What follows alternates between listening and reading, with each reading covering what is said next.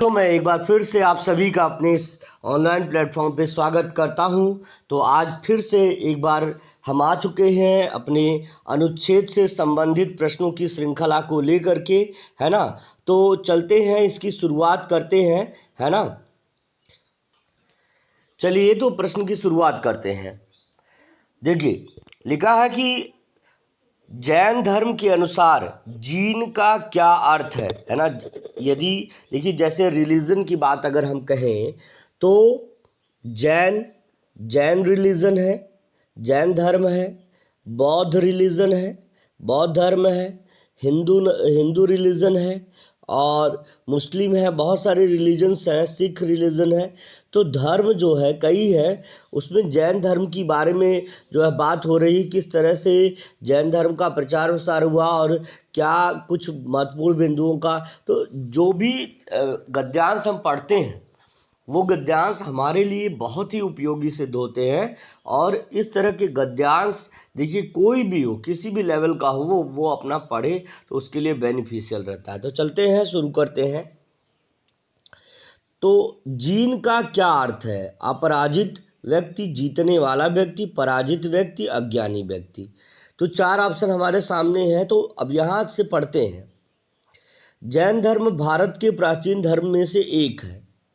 जैन धर्म का अर्थ जिन द्वारा प्रवर्तित धर्म, जिन द्वारा, है ना, प्रवर्तित धर्म। किसके द्वारा? जिन द्वारा। कह रहा जो जिन के अनुयायी हों उन्हें जैन कहते हैं, है ना। जो जिन के अनुयायी हों, यानी जो जिन के फॉलोअर हों उन्हें जैन कहते हैं। जिन शब्द बना है जी धातु से। जी मतलब जीतना होता है ना। तो जिन का माने जीतने वाला, जिन माने क्या होता है? जीतने वाला। तो आप यहाँ से कह सकते हैं कि जिन का अर्थ क्या हो जाएगा? जीतने वाला व्यक्ति हो जाएगा। क्लियर है? क्लियर है आप सभी को, है ना। ठीक है बेटा, तो चलते हैं अगले प्रश्न पर। तो जिन का मतलब होता है जीतने वाला। अब देखिए, आंसर हम जो है इसको टिक करते हैं। तो ऑप्शन नंबर बी आपका क्या हो जाएगा? बिल्कुल सही हो जाएगा। तो ऑप्शन नंबर बी जिन भी बच्चों का आ रहा है उनका बिल्कुल धमाकेदार आंसर है बेटा। सभी बच्चों का बहुत अच्छा परफॉर्मेंस रह रहा है। चलते हैं अगले प्रश्न पर। लिखा है, हमने देखिए ये भी चीज़ जानना है हमको कि हम कहाँ तक पढ़ लिए हैं, है ना। तो यहाँ तक जो है हमने पढ़ लिया, उसके आगे का हमको पढ़ना है। अब देखिए जरा, जैन धर्म के मुताबिक जीव का सृजन किसी ने नहीं किया। परमात्मा यानी ईश्वर ने जीव का सृजन किया है। ईश्वर ने सृष्टि का सृजन किया है। भगवान आदिनाथ ने सृष्टि का सृजन किया है। तो अब यहाँ से हमने पढ़ा था, तो इसके बाद देखिए, जिन्होंने अपने मन को जीत लिया, अपनी वाणी को जीत लिया, है ना, और अपनी काया को जीत लिया और विशिष्ट ज्ञान को पाकर सर्वज्ञ पूर्ण ज्ञान प्राप्त किया, उन आप्त पुरुष को जिनेश्वर या जिन कहा जाता है ना। जैन धर्म अर्थात जिस भगवान का, जिन भगवान का धर्म, जिन भगवान का धर्म। जिन का मतलब सभी चीज़ों को जीतने वाला, अहिंसा, है ना। तो जैन धर्म के मुताबिक क्या है, अभी आगे देखिए स्टेटमेंट आएगा। जैन धर्म का अर्थात जिन भगवान का धर्म, अहिंसा जैन धर्म का मूल सिद्धांत है। जैसे दर्शन सृष्टि कर्ता कण कण स्वतंत्र है इस सृष्टि का या किसी, है ना, जीव का।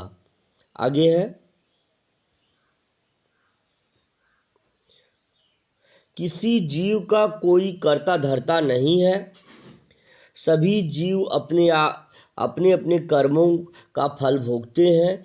जैन धर्म के ईश्वर कर्ता नहीं भोगता है ना। तो वह जो है सो है। जैन धर्म में ईश्वर सृष्टिकर्ता, ईश्वर को स्थान नहीं दिया गया। मतलब हम हिंदू धर्म में मानते हैं कि जिन्होंने सृष्टि किया, जिन्होंने निर्माण किया कि मनुष्यों का और सभी जीव जंतुओं का, तो वो ईश्वर है। लेकिन जैन धर्म ऐसा नहीं मानता है। जैन धर्म क्या कहता है, ईश्वर जो है सृष्टिकर्ता नहीं है, ईश्वर को सृष्टिकर्ता का स्थान नहीं दिया है। तो इसमें लिखा है ईश्वर सृष्टिकर्ता है, सृजनकर्ता नहीं है। ईश्वर ने सृष्टि का सृजन किया, ये भी नहीं है ना। और भगवान आदिनाथ ने, तो आगे देखिए यहाँ पे लिखा है जैन धर्म में ईश्वर सृष्टिकर्ता, ईश्वर का को स्थान नहीं दिया गया है ना। जैन धर्मों के अनुसार इस काल में प्रथम तीर्थंकर ऋषभ देव आदिनाथ द्वारा जैन धर्म का प्रादुर्भाव हुआ। तो देखिए ये कोई भी पॉइंट दे नहीं रहा है, दैट्स वाई ऑप्शन नंबर ए हमारा चला जाएगा कि जैन धर्म, क्योंकि जब ईश्वर ने नहीं दिया है तो इसका मतलब जो है किसी ने भी नहीं किया है ना। यहाँ लिखा किसने भी नहीं किया है, किसने भी नहीं मतलब किसी ने भी नहीं किया है। जैन धर्म का जो है, जैन धर्म के मुताबिक जीव का सृजन या सृष्टि किसी ने भी नहीं किया है, वह स्वतः होता चला गया है। तो ऑप्शन नंबर ए के साथ हम सभी जाएंगे, हमारा ऑप्शन नंबर ए सही हो जाएगा। जिन बच्चों का ऑप्शन नंबर ए आ रहा है बिल्कुल सही हो जाएगा बेटा। चलते हैं अगले प्रश्न पर। अब देखिए लिखा है जिनके अनुयायी को क्या कहते हैं। देखिए बेटा जिनके अनुयायी को क्या कहते हैं, याद देखिए जैन धर्म अर्थात जिन भगवान का धर्म, जैन धर्म अर्थात जिन भगवान का धर्म जैन धर्म का मूल सिद्धांत है। तो कहने का मतलब है जो जिनके अनुयायी हैं, यहाँ पे देखिए आपको खुद ही पता चल जाएगा। यहाँ पे देखिए जिन कहा जाता था, जिनेश्वर कहा जाता था, और जैन धर्म अर्थात जिन भगवान का धर्म, यानी जो फॉलोअर हैं जैन धर्म की वो क्या है, जिनके अनुयायी कहे जाते थे। तो ऑप्शन नंबर सी के साथ हमारा आंसर चला जाएगा, आदिनाथ, ऋषभदेव, जिनेश्वर, है ना। तो इस चीज़ को याद रखिएगा आपको, है ना। तो ऑप्शन नंबर जो है सी के साथ हमारा आंसर चला जाएगा, option number C will be right for us. तो आई होप सभी बच्चों का आंसर सही आ रहा होगा, है ना। अब फिर इसके बाद लिखा जैन धर्म के प्रथम तीर्थकर कौन थे। तो जैन धर्म के प्रथम तीर्थकर कौन थे। तो जैन धर्म के अनुसार इस काल के प्रथम तीर्थकर ऋषभदेव आदिनाथ, ऋषभदेव आदिनाथ। तो आपका आदिनाथ की जगह दीनानाथ, महावीर स्वामी और जिन भगवान है, तो ऋषभदेव जो है ये जो है जैन धर्म के प्रथम जो है क्या है तीर्थकर हो जाएंगे, है ना। तो ये चीज़ें जो है आजीवन काम आने वाली हैं, इसको ध्यान से समझ करके लिखते रहेंगे तो बेटर भी रहेगा। चलिए अगला प्रश्न चलते हैं अगले प्रश्न पर। तो हमारा ऑप्शन जो हो जाएगा क्या हो जाएगा, Rishabhdev will be our answer, option number A will be right for us. अगला प्रश्न आपके सामने ये रहा कि जैन धर्म की मूल भावना क्या है। तपोनिष्ठ, अहिंसा, ईश्वर ही ईश्वर है, एक ही परमात्मा है। एक ही परमात्मा देखिए नहीं जैन धर्म का वो है, जैन धर्म का एक ही ईश्वर नहीं है। तपोनिष्ठ से नहीं मतलब है, अहिंसा सबसे बड़ा जो है जैन धर्म का जो है क्या है मूल भावना है। तो अहिंसा के साथ हमारा आंसर चला जाएगा, ऑप्शन नंबर जो है बिल्कुल जो है अहिंसा के साथ आंसर चला जाएगा। और अगला आपके सामने गद्यांश ये रहा।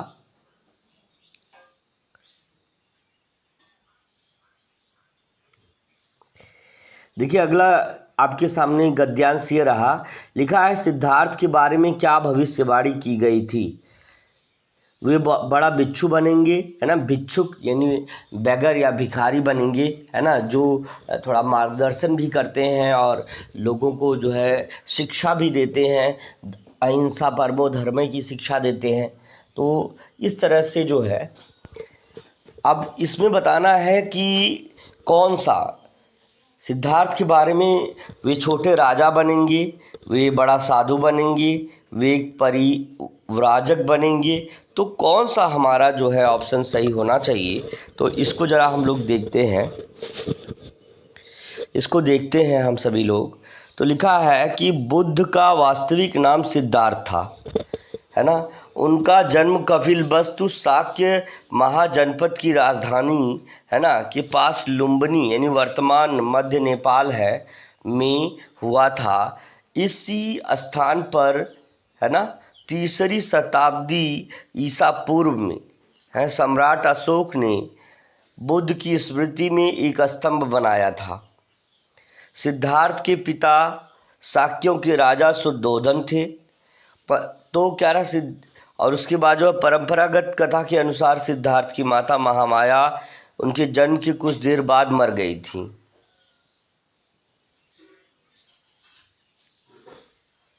और कहा जाता है कि उनका नाम रखने के लिए 8 ऋषियों को आमंत्रित किया गया। सभी ने 2 संभावनाएं बताई, एक वे महाराजा या महान राजा बनेंगे और एक वे साधु या परिव्राजक बनेंगे, है ना, परिव्राजक, है ना, यानी साधु संत, है ना, ऋषि मुनि से मतलब है कि परिव्राजक बनेंगे। तो ये वाला ऑप्शन, ये वाला ये तीनों ऑप्शन कट गया। हमारा ऑप्शन नंबर डी के साथ चला जाएगा कि यदि किसी चीज़ के बारे में, मेंटल एबिलिटी के बारे में, है ना, ध्यान से समझिए, तो हमारा परिव्राजक हमारा आंसर सही हो जाएगा, बिल्कुल सही। चलिए अगले प्रश्न पर चलते हैं। हमारा ऑप्शन नंबर डी यहाँ से सही हो जाएगा। कि अगला प्रश्न देखिए ये है कि शाक्य संघ में दीक्षित होने की आवश्यक शर्त क्या थी। कि अगर शाक्य संघ में आप दीक्षित हो रहे हैं, आपको शिक्षा दीक्षा मिल रही है, शिक्षा और दीक्षा आप जानते ही हैं, तो व्यक्ति को परिव्राजक रहना चाहिए, व्यक्ति की आयु 20 वर्ष होनी चाहिए, मात्र साधु ही दीक्षित हो सकता है और संघ का सदस्य होना चाहिए। तो अभी आप देखिए इसके आगे का हम गद्यांश पढ़ते हैं।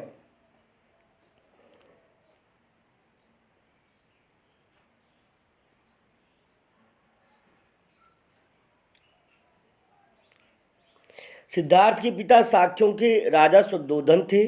परंपरागत कथा के अनुसार सिद्धार्थ की माता महामाया उनके जन्म के कुछ देर बाद, फिर उसके बाद लिखा है कि कहा जाता है कि उनके नाम रखने के लिए 8 ऋषियों को आमंत्रित किया गया था। सभी ने 2 संभावनाएं बताई थी। या तो एक बहुत बड़े जो है आप जान रहे हैं कि राजा बनेंगे, या वो एक जो है परिव्राजक बनेंगे।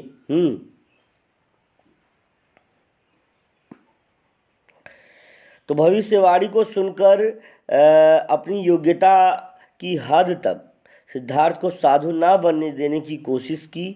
शाक्यों को अपना एक संघ 20 वर्ष की आयु होने पर हर शाक्य को तरुण की शाक्य संघ में दीक्षित होने संघ का सदस्य बनना होता था। तो यहाँ पे 20 वर्ष की बात कही गई है, 20 वर्ष की बात कही गई है। कहा कि व्यक्ति परिव्राजक होना चाहिए, व्यक्ति की आयु 20 वर्ष होनी चाहिए, संघ। तो ये हमारा आंसर आप देखिए ऑप्शन नंबर बी के साथ चला जाएगा। जिन भी बच्चों का बी ऑप्शन आ रहा है सही हो जाएगा। चलते हैं ऑप्शन को टिक करते हैं, तो ऑप्शन नंबर बी आपका सही हो जाएगा, है ना। चलते हैं अगले प्रश्न पर, तेजी से सभी प्रश्नों का हल करेंगे।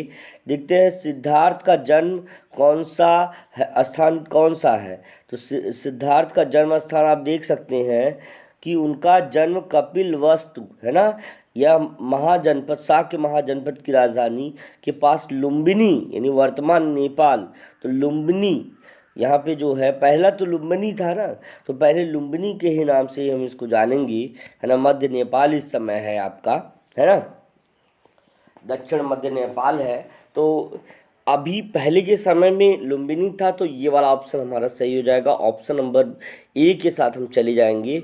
Option number A will be right for us and for you also. तो ऑप्शन नंबर जो है ए आपका सही हो जाएगा तीसरे का, कि सिद्धार्थ का जन्म कहाँ हुआ था, तो लुम्बिनी नामक स्थान पर हुआ था। ऑप्शन नंबर ए आपका सही हो जाएगा। चलते हैं अगले प्रश्न पर, थोड़ा प्रश्नों की श्रृंखला को तेज करेंगे। देखिए अगला है कि राजा शुद्धोधन ने अपने पुत्र के लिए क्या किया। पुत्र को संघ का सदस्य बनाया,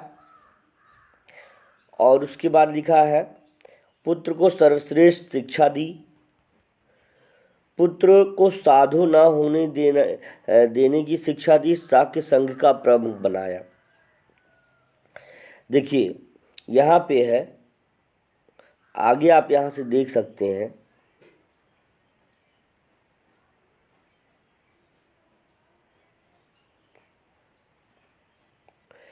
देखिए लिखा है कि राजा शुद्धोधन ने अपनी योग्यता की हद तक सिद्धार्थ को साधु ना बनने देने की कोशिशें की, है ना।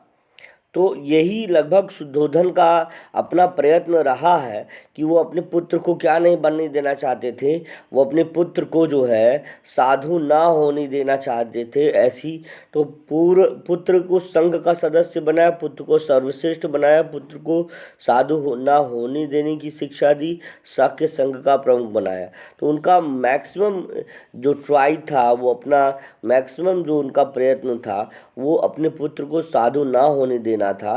तो ऑप्शन नंबर सी के साथ हम सभी चले जाएंगे। हमारा सी ऑप्शन जो है सही हो जाएगा, है ना। हमारा सी ऑप्शन चौथे प्रश्न का सही हो जाएगा। चलते हैं अगले प्रश्न पर। लिखा बुद्ध का स्मृत स्तंभ कहाँ बना है ना। बुद्ध की का स्मृति यानी स्मृति जो है स्तंभ, उनकी जो है, जैसे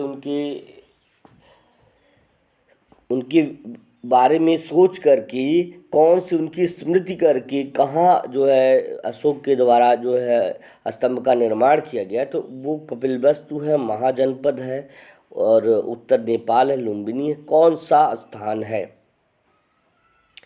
तो आगे देखते हैं जरा। देखिए यहाँ पर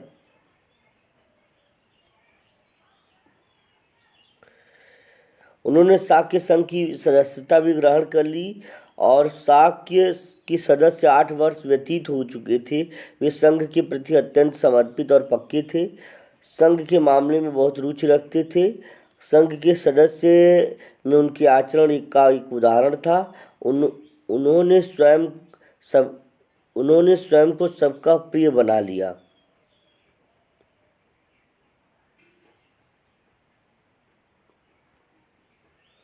देखिए शुरुआत में ही लिखा हुआ है, इस लिखा है कि बुद्ध का वास्तविक नाम सिद्धार्थ था। कपिलवस्तु शाक्य की जनपद राजधानी थी, लुम्बिनी के पास जो कि दक्षिण नेपाल में है।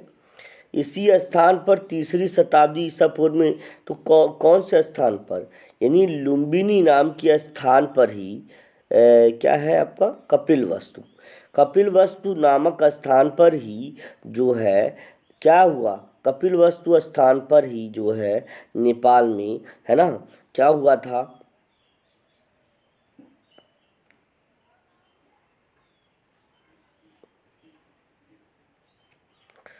तो आपका ऑप्शन नंबर चला जाएगा ए के साथ, है ना। ए के साथ चला जाएगा, कपिलवस्तु के साथ चला जाएगा। तो ऑप्शन नंबर देखिए, option number A B C, अच्छा सॉरी लुम्बिनी लिखा है। देखिए यहाँ पे देखिए कपिलवस्तु शाक्य जनपद की राजधानी थी उस समय, पास में लुम्बिनी में हुआ था, तो लुम्बिनी नामक स्थान में भी ये जो है क्या हुआ कि इनका जो है जन्म तो हुआ, और साथ में जो है इनकी जो स्तंभ बनाने के लिए जो अशोक ने निर्माण करवाया, इनकी स्मृति में स्तंभ बनाने का काम किया, वो भी लुम्बिनी में किया। तो आई होप सभी का आंसर आ रहा होगा, है ना। तो चलते हैं अगले प्रश्न पर।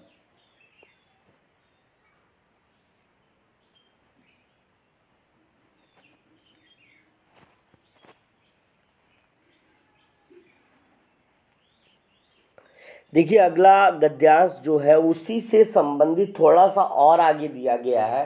गौतम बुद्ध के बारे में अभी हमने जैन धर्म के बारे में पढ़ा, बुद्ध धर्म के बारे में पढ़ा। अब जो है बुद्ध धर्म का प्रचार प्रसार करने वाला बौद्ध धर्म का सम्राट अशोक। देखिए ये इतिहास के कुछ प्रमुख पन्नों से गद्यांश लिया गया है, तो ये प्रमुख गद्यांश के रूप में इसको समझिए और ध्यान से पढ़िए बेटा। तो अशोक पुत्र महेंद्र ने, यानी अशोक का जो पुत्र था महेंद्र ने किस देश बौद्ध धर्म का प्रचार किया? सीरिया, यूनान, नेपाल, श्रीलंका। तो चलते हैं प्रश्न पढ़ते हैं। सम्राट अशोक ने बौद्ध धर्म स्वीकारने के बाद उसे अपने जीवन में उतारने का प्रयास भी किया था, और उसने शिकार तथा पशु की हत्या छोड़ दी थी। किसने? सम्राट अशोक ने। उसने ब्राह्मणों तथा अन्य संप्रदायों के सन्यासियों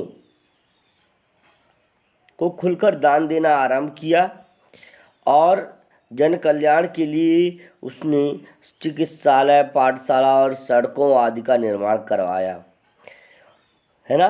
तो उसने बौद्ध धर्म के प्रचार के लिए धर्म प्रचारकों को, है ना, धर्म प्रचारकों को नेपाल, अफगानिस्तान, है ना, श्रीलंका, सीरिया, मिस्र, यूनान भी भेजा। इसी कार्य के लिए उसके उसने अपने पुत्र एवं पुत्री को भी यात्राओं पर भेजा। अशोक के धर्म प्रचारकों में, है ना, अशोक के धर्म प्रचारकों में क्या है, सबसे अधिक सफलता उसके पुत्र महेंद्र को मिली, या महेंद्र को मिली। महेंद्र है ना, महेंद्रा एक ही बात है, तो मिली। महेंद्र ने श्रीलंका के राजा तिस्स, है ना, तिस्स को बौद्ध धर्म से दीक्षित किया। तो यहाँ पे आप कह सकते हैं श्रीलंका जो है उसके लिए बेस्ट ऑप्शन हो जाएगा। ऑप्शन नंबर जो है D will be right for अस हो जाएगा। तो ऑप्शन नंबर डी सही हो जाएगा। तो ए, बी और सी गलत हो जाएगा और डी ऑप्शन हमारा सही हो जाएगा। चलते हैं अगले प्रश्न पर। तेजी से सभी लोग आंसर करते रहेंगे, तेजी से सभी लोग आंसर करते रहेंगे। चलते हैं अगला प्रश्न। देखिए कि बौद्ध धर्म के प्रभाव से अशोक ने पशु का वध करना छोड़ दिया, पुत्र को यूनान भेजा, है ना, यूनान भेजा, राजा तीरस को जबरदस्ती बौद्ध बनाया, है ना, हिंदू धर्म को राजधर्म बनाया। देखिए यहाँ पे थोड़ा सा इसको पहले अगर हम आ जाएं, थोड़ा सा पहले, तो उसने क्या कर दिया, पशु की हत्या करनी छोड़ दी। ये हमने पहले ही पढ़ा था। अभी हमने जब ये पैराग्राफ पढ़ा तो हमने पहले ही पढ़ा कि पशु का वध करना उसने जो है छोड़ दिया। तो प्रमुख काम ये चीज़ हुआ, ना कि और सारी चीज़ें। तो ऑप्शन नंबर ए के साथ हम सभी चले जाएंगे। ऑप्शन नंबर ए आपका सही हो जाएगा। चलते हैं अगले प्रश्न पर। लिखा है कि देव नाम प्रिय उपाधि किसको मिली, देव नाम प्रिय उपाधि किसको मिली। तो देखिए यहाँ पे लास्ट में लिखा हुआ है, जब उसका पुत्र जो है राजा तिस्स को, जो बौद्ध धर्म को नहीं मानते थे, उनको बौद्ध धर्म की दीक्षा दी। और वो कहाँ का राजा था, नेपाल का, है ना। तो और अशोक से प्रेरित होकर, है ना, राजधर्म बना लिया। और अशोक से प्रेरित होकर उसने स्वयं को देवनाम, है ना, प्रिय की उपाधि, स्वयं को ही उपाधि दी भैया। इसने स्वयं को भी उपाधि दे दी। लोग दूसरों को देते हैं, ये स्वयं को उपाधि दे दिए भैया। तो ये चीज़ हो गया। तो आपका कौन कहेगा क्या देवनाम प्रिय उपाधि किसको मिली? महिंद्रा को, अशोक को, राजा तीरस को मिली। तो राजा तीरस ने स्वयं को दे दी उपाधि और ये बन गए राजा जो है देवनाम प्रिय। तो चलते हैं अगले प्रश्न पर। आपका अगला क्वेश्चन है, क्वेश्चन नंबर जो है आप देख ही सकते हैं। तो आप देख सकते हैं यहाँ पे, देखिए अशोक के, है ना, तो 36वां, 37वां, 38वां। तो ये आप 14वां प्रश्न इसको समझ सकते हैं। ये 14वां प्रश्न को 14, क्वेश्चन नंबर 14 है। अशोक के धर्म प्रचारक कहाँ नहीं गए? चीन, श्रीलंका, नेपाल, यूनान। तो आप यहाँ से कह सकते हैं कि उन्होंने यूनान, है ना, नेपाल, श्रीलंका, अफगानिस्तान, सीरिया, मिस्र, यूनान भेजा, लेकिन चीन का नाम कहीं नहीं आ रहा। That's why option number A will be right for us, A will be right for us. तो ऑप्शन नंबर ए हमारा सही हो जाएगा। चलते हैं हम अगले प्रश्न पर। चलिए अगले प्रश्न पर चलते हैं। अशोक से कौन सा दान पात्र, अशोक से कौन दान पात्र प्राप्त कर सकता था? गरीब लोग, सन्यासी, क्षत्रिय, बौद्ध प्रचारक। तो सन्यासी, क्षत्रिय कौन उनसे जो है दान प्राप्त कर सकता था? तो ये देखिए, उसने ब्राह्मणों एवं अन्य संप्रदायों के सन्यासियों को खुलकर दान देना भी आरंभ कर दिया। और तो ऑब्वियस सी बात है सन्यासी होगा। तो ऑप्शन नंबर जो है आपका बी के साथ चला जाएगा। देख सकते हैं यहाँ पर सन्यासियों को जो है खुलकर की अन्य वर्ग के, चाहे जितने भी सन्यासी हो, ब्राह्मण हो, भिक्षु हो, जो भी हैं, उनको उन्होंने दान देना प्रारंभ कर दिया। तो चलते हैं अगले गद्यांश पर, जो कि आपका 16वां गद्यांश रहने वाला है। धन्वंतरी के बारे में बात हो रही है यहाँ पर। धन्वंतरी को किसका अवतार माना गया? ब्रह्मा, विष्णु, शंकर और इंद्र का। तो चलते हैं देखते हैं जरा इसको। धन्वंतरी को हिंदू धर्म में क्षत्रिय नाई कुकुल के वंशज माने जाते हैं। क्षत्रिय नाई है ना, कुकुल के वंशज माने जाते हैं। वे महान चिकित्सक थे। देवपद प्राप्त हुआ उनको, जिन्हें देवपद प्राप्त हुआ। हिंदू धार्मिक मान्यताओं के अनुसार ये भगवान विष्णु के अवतार समझे जाते थे। तो भगवान विष्णु का आंसर लॉक किया जाए, है ना। तो केबीसी खेलते हो ना, तो उसी तरह से। तो ये रहा आपके सामने ये वाला प्रश्न। तो उस हिसाब से चलिए देखते हैं। तो ऑप्शन नंबर बी आपका सही हो जाएगा। तो चलिए ऑप्शन नंबर बी, जिन बच्चों का ऑप्शन बी आ रहा है बिल्कुल सही हो जाएगा। Option number B will be right for question number 16, है ना। 16, क्वेश्चन नंबर 16, है ना।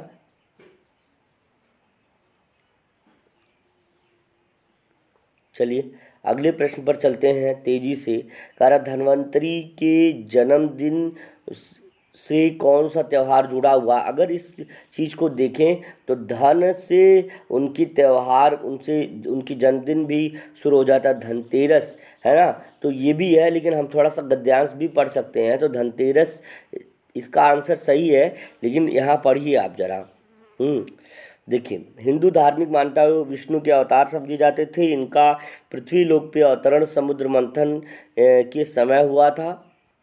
शरद पूर्णिमा को चंद्रमा, कार्तिक द्वादशी को कामधेनु गाय, त्रयोदशी को धन्वंतरी और चतुर्दशी को काली माता और अमावस्या को भगवती लक्ष्मी जी का सागर से प्रादुर्भाव हुआ था। इसलिए दीपावली के दिन 2 दिन पहले धनतेरस को भगवान धन्वंतरी का जन्म दिवस। तो आपको सभी को आंसर मिल गया होगा। धनतेरस, धन से धन्वंतरी, धन से धनतेरस, जन्मदिन होगा इनका धनतेरस को। ऑप्शन नंबर बी आप सभी का सही हो जाएगा। चलते हैं अगले प्रश्न पर। ऑप्शन नंबर बी को टिक करिए, आगे बढ़िए भाइयों बहनों। अब ये रहा आपके सामने अगला प्रश्न, और जो कि बिना पैसे का सवाल है। चलते हैं देखिए अगला। कह रहा हिंदू धर्म के अनुसार 4 भुजा वाला देव यानी 4 भुजा वाला देव कौन है? तो हिंदू धर्म के मान्यता के अनुसार चतुर्भुज भगवान विष्णु को कहा जाता है। तो देखिए इनका पृथ्वी लोक पर अवतरण समुद्र ये हो गया आपका, है ना। इसलिए इनका मनाया जाता है। अब देखिए इसी दिन जो है आयुर्वेद का प्रादुर्भाव हुआ था। इन्हें विष्णु का रूप कहते हैं, जिनकी 4 भुजाएं। किनकी 4 भुजाएं? विष्णु की 4 भुजाएं हैं। तो विष्णु की 4 भुजाएं हैं। शंकर, इंद्र, है ना, धन्वंतरी, ये सब नहीं कहेंगे। ऑप्शन नंबर सी के साथ हमारा आंसर चला जाएगा। Option number C will be right for us. अगला प्रश्न देखते हैं, है ना, जो कि रहा 19वां प्रश्न है आप सभी के लिए। तो 19वां प्रश्न आपके सामने ये रहा। विष्णु की ऊपर की भुजा में क्या है? चक्र है, उलूका है, अमृत कलश है, बर्तन है। भैया ऊपर की भुजा में क्या है? तो हमें क्या पता ऊपर की भुजा में क्या है। तो ये देखिए यहाँ पे लिखा हुआ है, ऊपर की 2 भुजाओं में शंख और चक्र है। तो ऊपर की 2 भुजाओं में शंख तो कहीं आ नहीं रहा, चक्र है। तो that's why option number A will be right for us. तो ऑप्शन नंबर ए आपका सही हो जाएगा, जो कि क्वेश्चन कौन सा है आपका 19, क्वेश्चन नंबर 19 विल बी जो है आपका उसका ये ऑप्शन हो जाएगा। चलिए अगला प्रश्न देखते हैं। भगवान विष्णु की प्रिय धातु कौन सी है? तो यहाँ पे आप पढ़िए जरा। जबकि 2 अन्य वस्तुओं में से एक उलूका और दूसरा औषध है, दूसरे में अमृत कलश, है ना, लिए हुए हैं। इनकी प्रिय धातु पीतल मानी जाती है। तो न चक्र रहेगा न चांदी रहेगा। चक्र कोई धातु नहीं होती, कोई मेटल नहीं होता है ना। चक्र देखिए, चक्र धातु से बना होता है, पर एक्चुअली में चक्र कोई मेटल थोड़ी होता, कोई धातु नहीं होती। तो चांदी धातु थी, सोना, लेकिन भगवान को पसंद थी पीतल, है ना। तो ये चीज़ देखिए, है ना, पीतल हो गया आपका। चलते हैं